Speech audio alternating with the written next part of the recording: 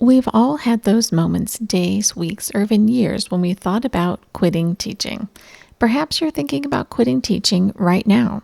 Well, as you know, you are unfortunately not alone.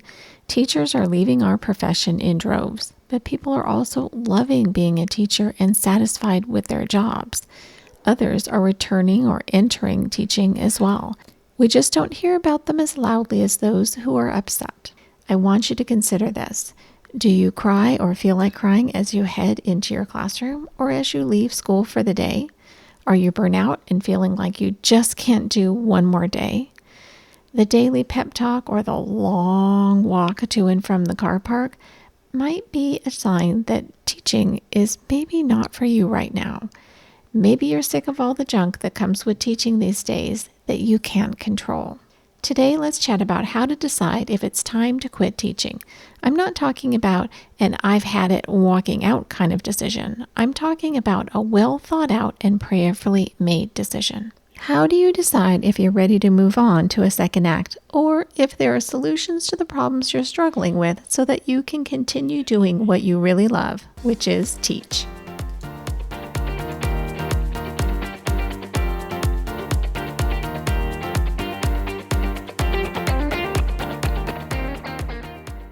I'm Lisa Burns, a teacher success coach, veteran elementary teacher, and mom of 5. And this is the Teach Joyfully podcast. Thanks for joining me today. Are you missing out? Team H.O.P.E Insiders get extra encouragement, tips and tricks, surprise freebies, and more. Become a H.O.P.E Insider today and get access to all kinds of freebies at www.hopeineducation.com/vault. We've all heard it, but it's worth saying again. Teaching is not for the faint of heart, that's for sure. And teaching during COVID has shed a new light on education and on the teaching profession. It's also given many teachers a glimpse into others' classrooms, teaching situations, and processes. It's connected teachers in new ways and created an even larger community of support and also commiseration, which can be both good and bad. COVID has also helped many teachers draw stricter lines and boundaries around their time and what they're asked to take on, and that is a good thing. So if you are considering leaving teaching, seriously thinking about quitting teaching, whether after this year or in the next year, here's a few questions to help you with that decision. Are you happy? Do you get up in the morning excited to go to work? Or do you dread getting up every single morning? Do you get excited about what you're going to teach? You know what I mean.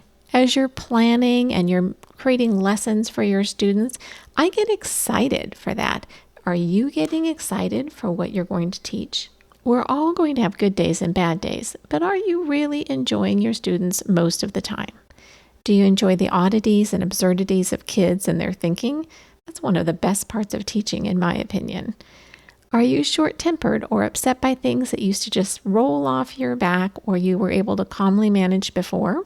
Is the atmosphere with your colleagues in the lunchroom positive or poisonous? Are you frustrated because your day is loaded up with extras you have to teach that are not core curriculum? Are you finding it hard to find time to actually teach? Trust me, I've been in schools like that and it's not fun.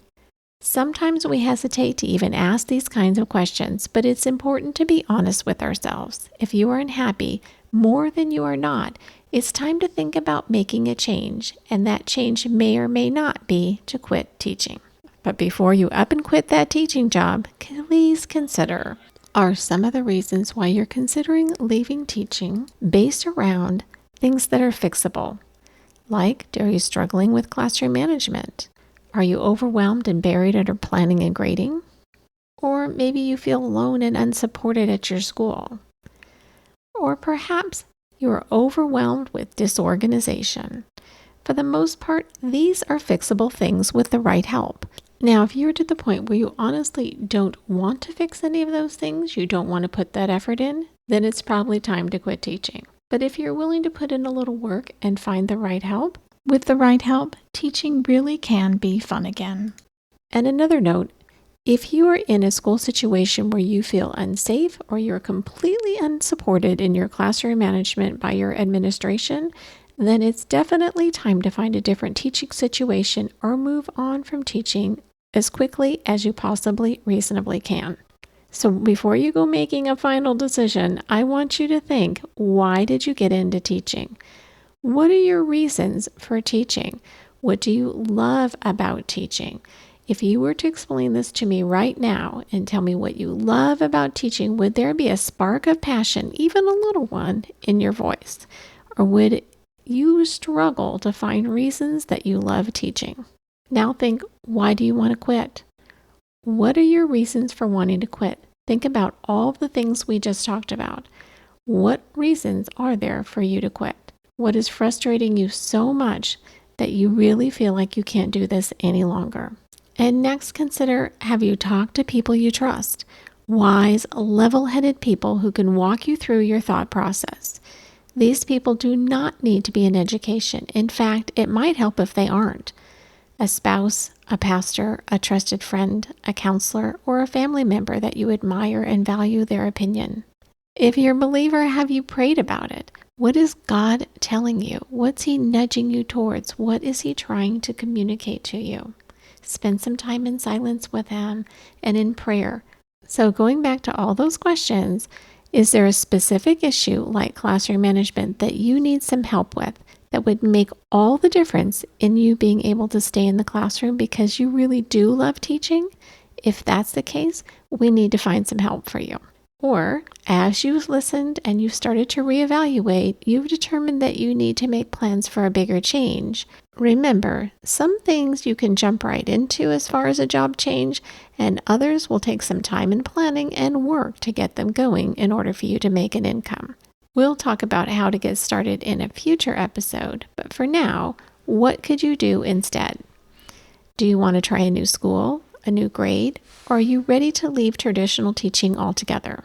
In fact, are you ready for a second act? Okay, what are your options? What can your second act be? If you still love teaching, but you're sick of all the crazy at school, think about trying OutSchool. I have an episode about that. I have a wonderful teacher, Wendy, who is doing amazing things on OutSchool, but it takes time. VIP Kid is still around and it is still a viable option, and I do have an episode about that, and I will link it in the show notes for you. Micro schools. Connie Weaver Gatelin was on an episode with us and talked about how she started her own school, and that is a real possibility, but it takes time and planning.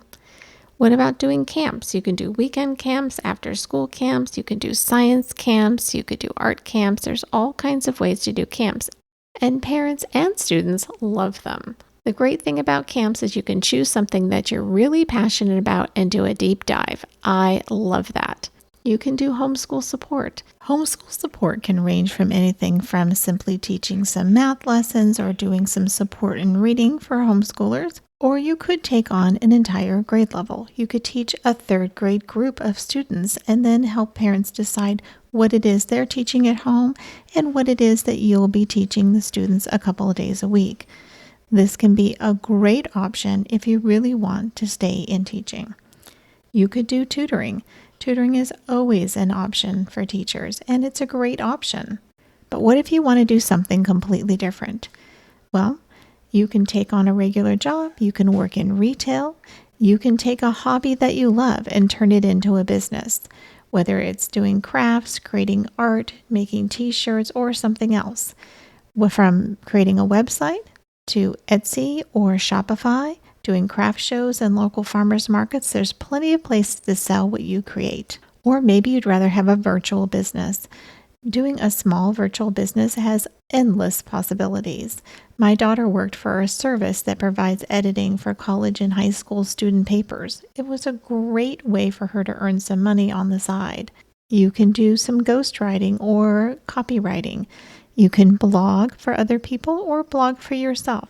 Are you super organized and you really love keeping all the pieces in place? Maybe being a virtual executive assistant is for you.